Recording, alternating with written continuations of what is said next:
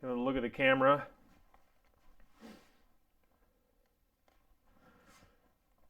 We'll say, I don't know what that is in there. Is that a bug? I think we need to wait till that bug is quiet. It's got to be a bug in there. There's something inside the garage door opener housing, and I don't know what it is. We're also going to run out of lights. I think we need more light over here. Oh, well, okay. Anyway. Hello and welcome to my new video of how to remove the inner fender liner for at least a 13, 14, or 15 Dodge or SRT Viper. All the models should kind of be the same, but the debate is it looks like the liner design had changed for the 16 and 17 model year. So we're just going to take this one out and kind of look at it to examine some aftermarket pieces we were looking at from TKO Motorsports, but they may not fit after all. So I guess let's go ahead and get started. And say, oh, we forgot one thing. Let's get our tool cart out. You don't need a whole lot of tools from here. You obviously have to take the wheel off. So there's your breaker bar with socket of choice. Mine's a 19. I'm using just a 1/4-inch ratchet and nut driver. You're going to need a Torx 27 non-tamper-proof bit. You're going to need a 3/8. I'm just using a deep well 1/4-inch drive socket, but a shallow was fine. And there's also one 10mm in there, so you want to hang on to that too. I've got a little dish here that I'm going to use for all the bolts, and then a little cup here for all my all the lug nuts. But first, we're going to put on these gloves because we don't like watching YouTube videos of other people doing work with bare hands. I am going to skip the safety glasses though because there's not a lot to do underneath the car. All right, first, majorly first, you need a jack. You want to crack all your lug nuts loose. Then we're going to jack up the car.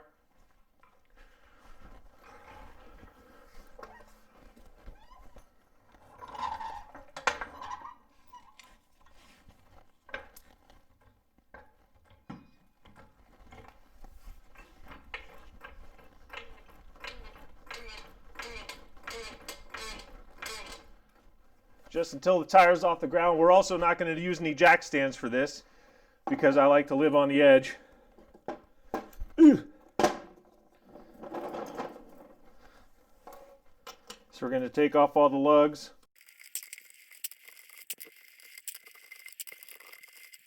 And we're going to take off the wheel. Ooh, shiny carbon fiber. Get yours while supplies last at forgeline.com.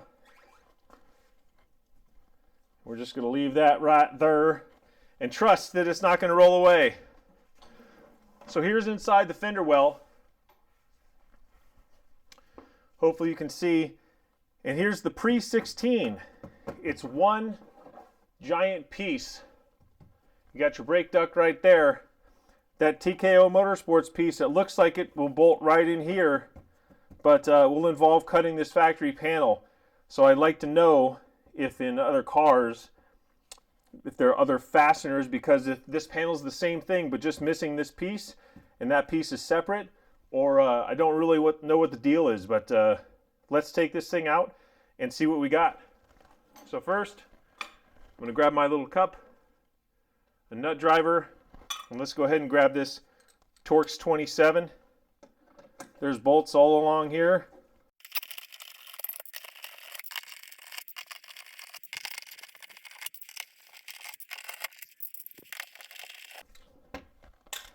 All right, once you got those bolts out, they're all the same length, so you can just chuck them together. Now there's two more of these underneath here that we have to get out.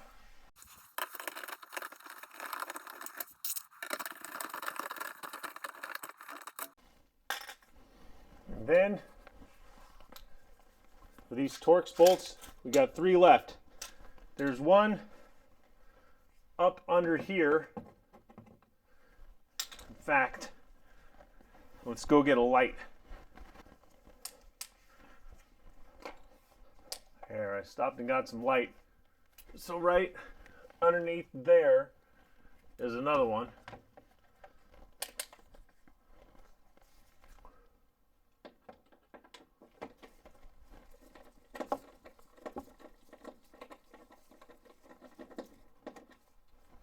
There we are.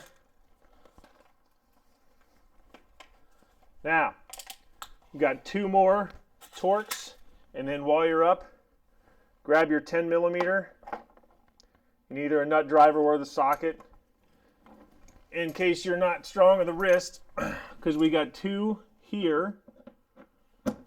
Now, something to note.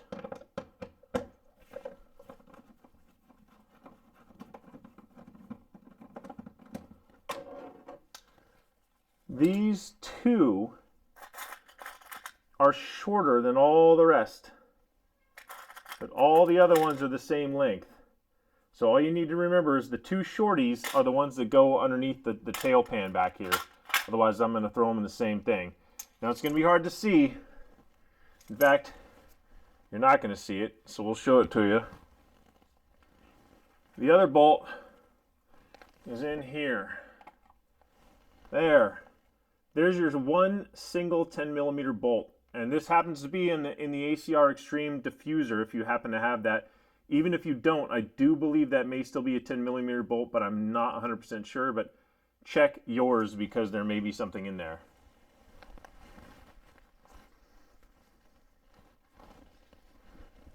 So we're just going to do this one by feel. I'm going to grab this 10 millimeter socket because I can't really see it. But it's in a little hole, so there we're on it. This is the only 10 millimeter. Oddly enough, the other fasteners, they thread straight into the body of the car. They are 3/8 heads. So we'll have to get a little creative to show you those. So we'll just put that in there. We'll grab our tools out. Swap the 10 for 3/8. We don't need the Torx anymore. Now, we got a few 3/8 bolts, so we're going to hunker down here and look at them.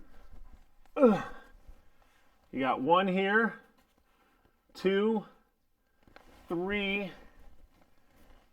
and then 4 of these 3/8 bolts, and I'll show you what I mean.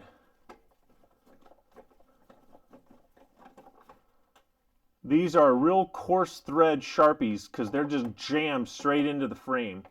So there's no machine screws on that one. So those are hard to screw up. Now this one, in my case, is going to be a little bit hard to get to. I can't find my ratchet. Ugh. Where's my ratchet? Oh, there it is. We're going to need the ratchet for this one.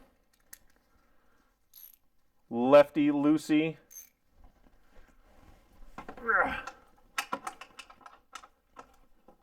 None of these are particularly tight, and I don't think that they have any kind of torque rating on them. So just German torque them or hand tight when you go back in. They don't have to withstand any kind of vibration. There's that one there. We're going to switch back to my nut driver, wherever I put it. There it is.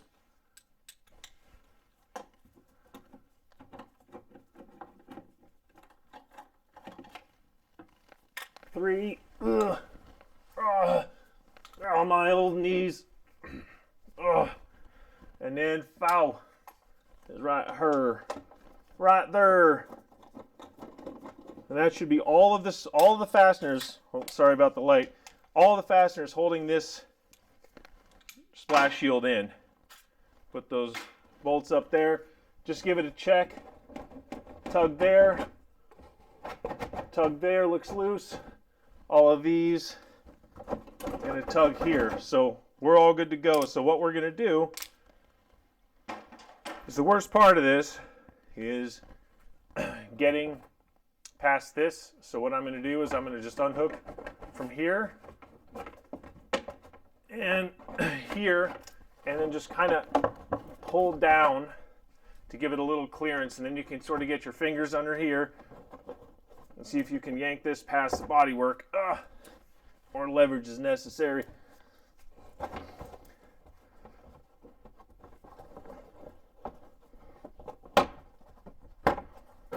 And be careful with your paint, because all of these, the threads are a metal fastener inside the plastic. But it is just plastic, so it'll flex and bend. But you got one section out, you can sort of just work your way around and get the rest. So you can pull this down, and then the whole thing just comes out like this. So there's your splash shield. It is a 681-38277. This one's an AE. Left hand side, check it out, it's recyclable.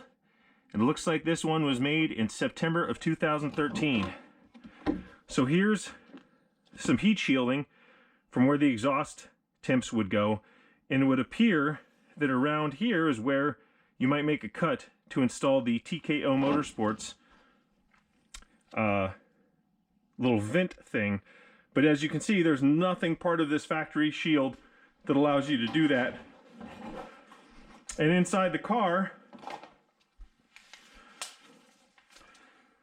there's no obvious bolting surfaces, so I would assume that additional holes would have to be drilled maybe, because here's the frame here or here to get that to bolt to. So not really sure how that would mount, or even what the new cars look like. So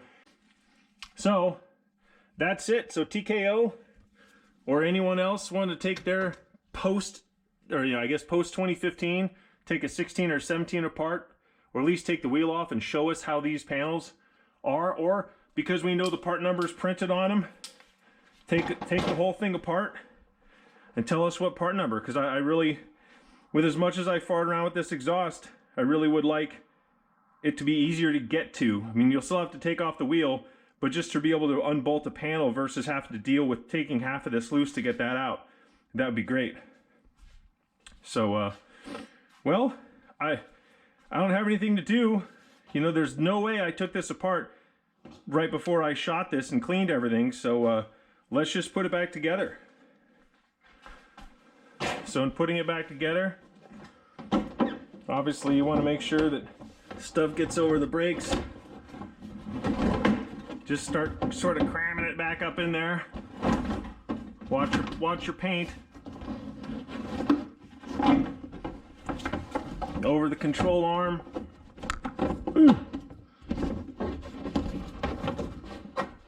Oh, pass the diffuser.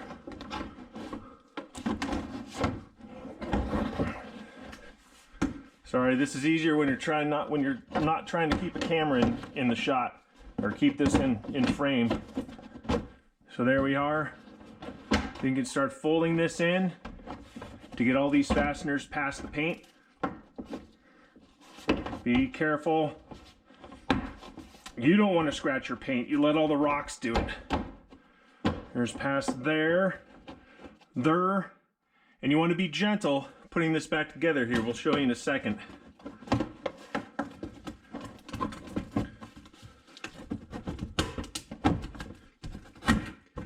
Remember, it goes on top of the metal here, on top.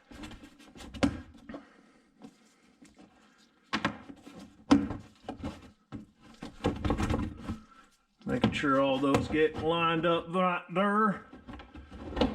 And you can kind of, it's hard to see. I need to get me some lights. You can kind of reach up behind behind here to attempt to attach the brake hose. Whoa, easy now. Watch out there. Watch out there, Blue. But it is not simple. It's really kind of a clunky interface, but it's back there.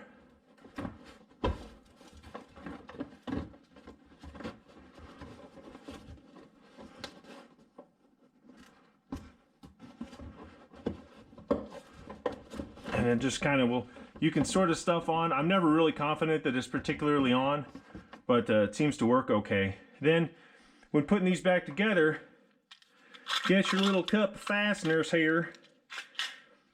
And remember, the short ones also have a larger washer area. So it's the small heads that line the fender well. So I would recommend getting a few of those together, and then slowly, because it'll take some jiggling, you want to hand start all these fasteners, because each one is going to be used to slightly adjust this thing.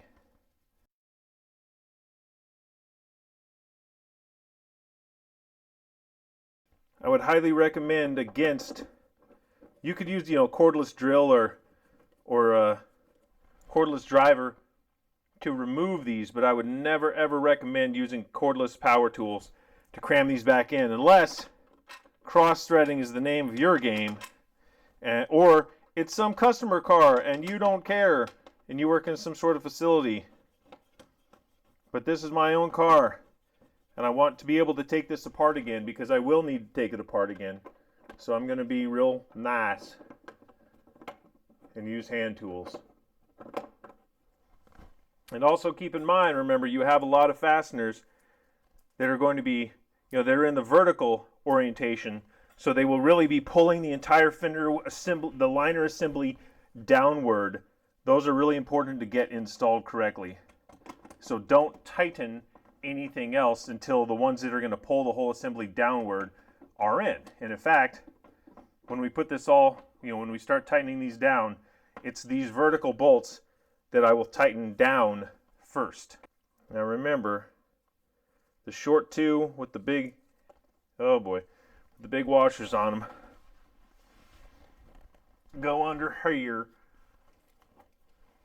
And this also, you can grab the edge of this thing to be able to adjust it in case that these don't really line up. You may need to use a light and a mirror to get your face in front of these to make sure they're lined up. It can be a real bear.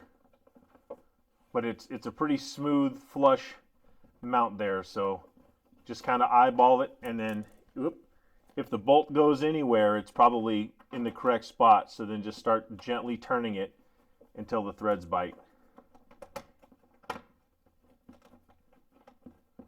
There we go. Now, so you remember, as far as your hex heads go, the 3/8 are these pointy machine screws, or not machine screws, but these pointy coarse threads, and the 1/10 millimeter is this machine thread, the fine threads. We're just going to do this one by feel.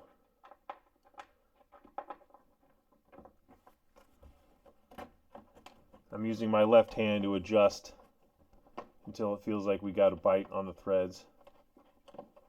There we go.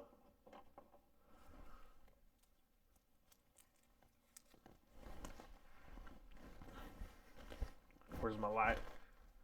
Oh, there it is. There it is. There. Right there. Oof. Get the pointy one. And you can even see how, I'm not sure what these are from, but there's multiple holes.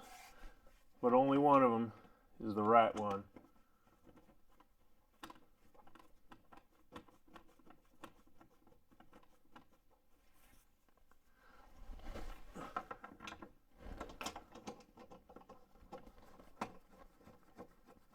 Two.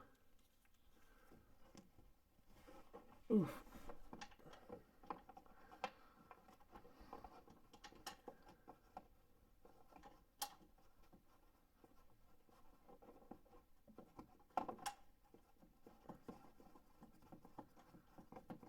Three. And we got one left of each kind. And remember, those go up in her. So the coarse thread goes towards the front of the car, wherever that is. And obviously, due to the thread pitch, you'll know right away if you have these reversed, because these aren't easily going to go in the other's hole. You should never have to force any of these. These should just go real easy. So then we're going to get our tools back.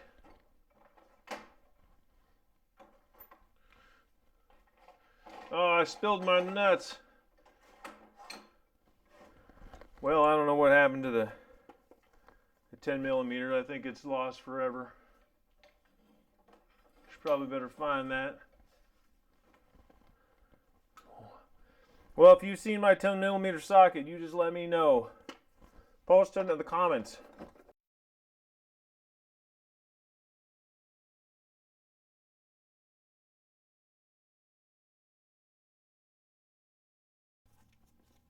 I'll have to get that ratchet for it.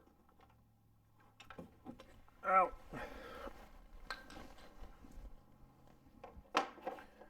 Well, that's a fine kettle of fish. Ah, there it is. Found it. Phew. Well, in that case, give me that back. We're going to do this to there. Oops, and this to there.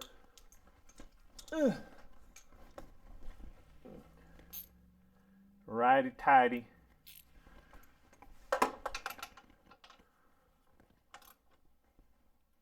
There we go. German torque. Good and tight.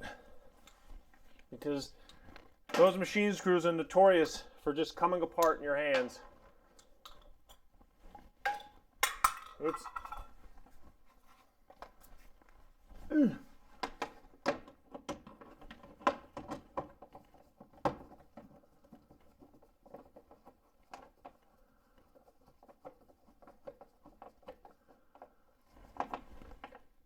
There we are. And then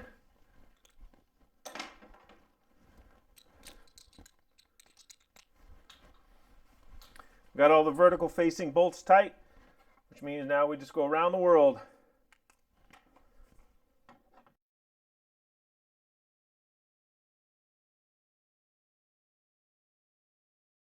And we're done. Fender liner's back in place.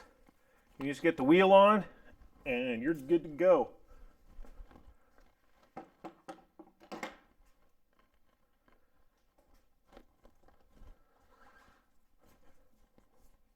Easy now.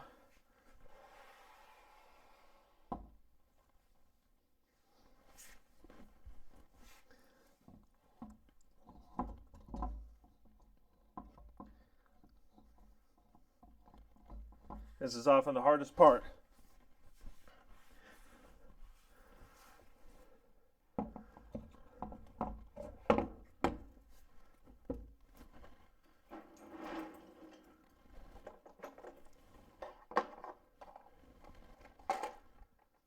There, see that? Isn't that cool?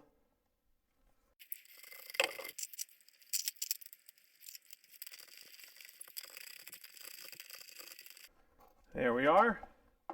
Everything's all back together. So, just to be safe, before you lower it down, just give it a good little cinch.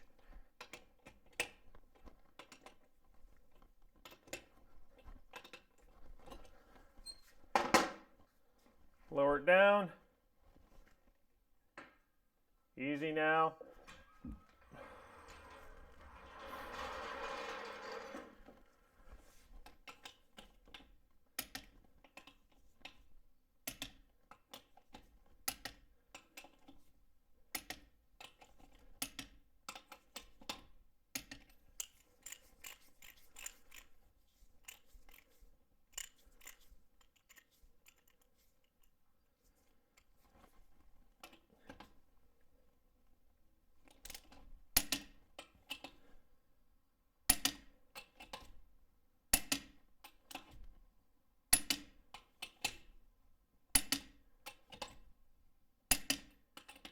Six.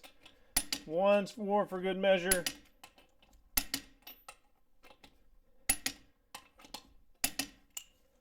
And we're done. And there we go. And we're all set. There's fender liner off and on. That's it for this video. TKO, let me know, or Viper community, let me know what your fender liner style looks like and how we can make it work with those vents. So thanks a lot. See you guys. Whew. Christ, that ought to hold those SOBs. Oh, shit.